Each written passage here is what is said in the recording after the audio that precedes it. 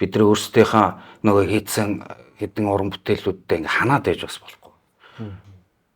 Тэгээ эндээ ингээд нэг юмдээ одоо байгаад чинь үзэгчд сонсогч нар ч хөгжөөд шин.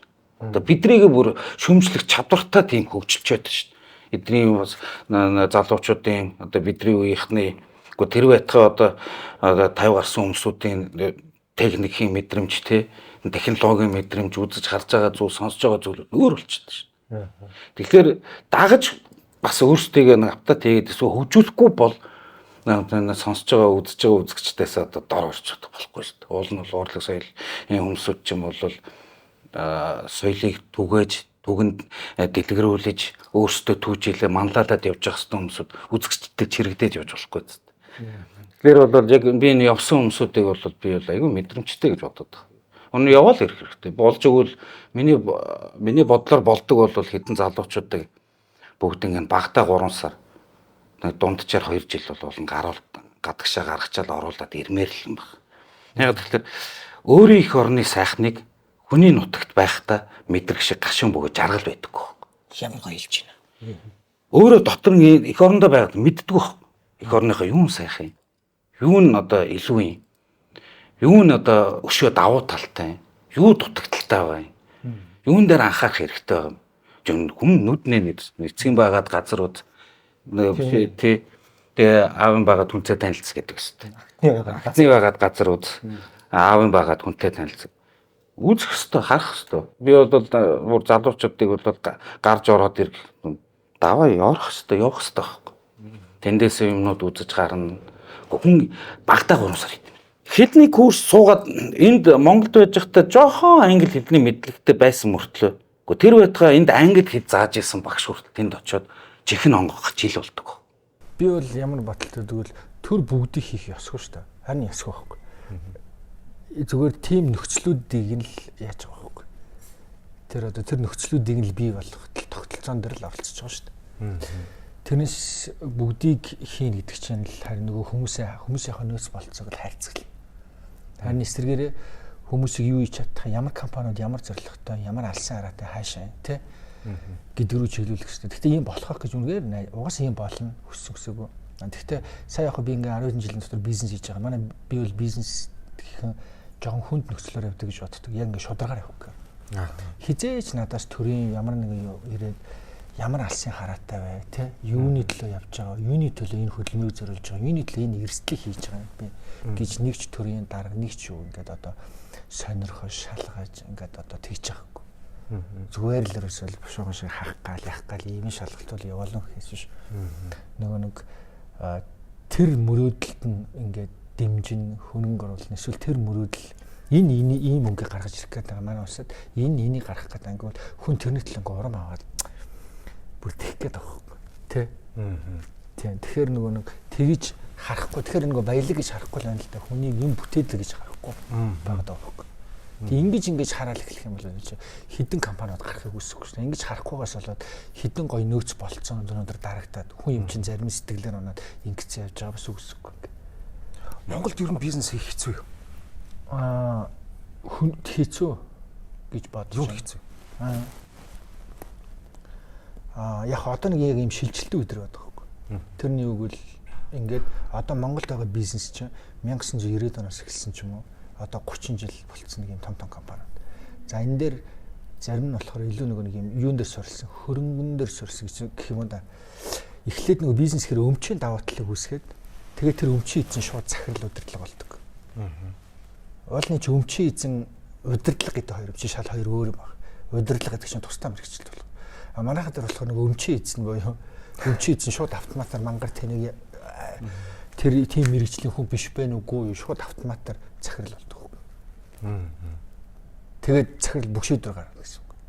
Тэгэхээр бүх юу ингээд тэгэхээр нөгөө менежмент зохион байгуулалт юунууд асуулт ингээд тэр хүн тэрийг яаж ч яг нэг бизнес гэж юу гэдэг бизнес гэж юм энэгээр ч ингээд бүгд бүтэн дэлхийд дээр ингээд мэрэгжил байгаад бакалавр магистр доктор хүртэл сургаад тэр өтгөө бизнесийн сургууль мургуул гэж чи яагаад энийг чи ингээд судлаад ингээд нэг чи ингээд явдаг ийм голдролтой ингээд энэ нэг ийм юм байж та ингээд нэг тэгээ тийм юмны талаар нэг ч ойлголтгүй хүн ингээд шууд нэг өмчөө хийсэн болвол те 8 гэл мөнгөс шууд Монгол байгууллаа те тэгэл өөрийгөө яг би тийм хэмжээний мэддэг болсон захирал гэж ойлгоод ингээл ийм юмар өрсөлдөлрөнгөт нэг юм бизнес гэдэг ойлголтыг дараагийн үеиндээ ойлгуулах их өөрөөр ойлгуулад байгаа юм шиг.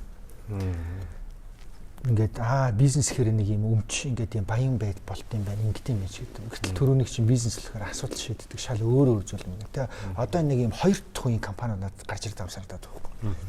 30 мөчтэй захирлууд яг тэд нар болохоор ингээд уулзаад үцхээр ингээд ийм захирлуудтай уулзахаар ингээд ийм наснаас нь бол шал өөр өнцгөр хардаг хүмүүс байдаг шүү дээ.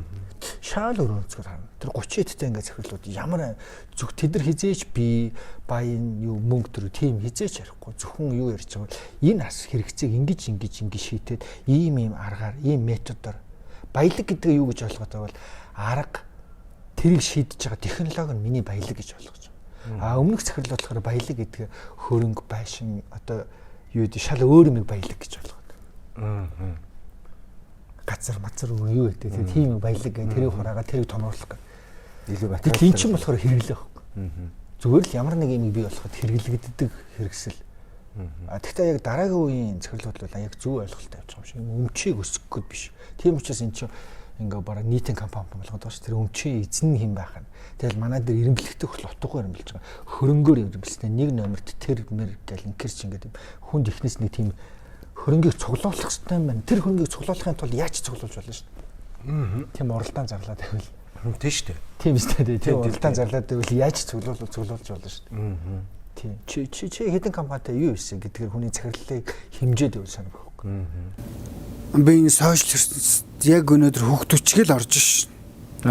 Яг өнөөдөр энэ сошиал энэ бүх юм монголчуудыг том жижиггүй хамруулж байгаа байхгүй. Өнөөдөр бид хүүхдүүдээ ингээд аврах гэдэг юм биш. Өөрсдөө эхлээ аврах хэрэгтэй болчиход байгаа. Яг үнэ. Өөрсдөө эхлээд аврах. Ямар гоё үг хэлвэ. Тий. Өөрсдөө эхлээд аврах хэрэгтэй. Дараа нь хүүхдүүдээ авах. Тий. Бүгд утас руугаа ээр эмгүү утсан дээр эхнэр нөхрөгөө утас руугаа шаатсан. Тий.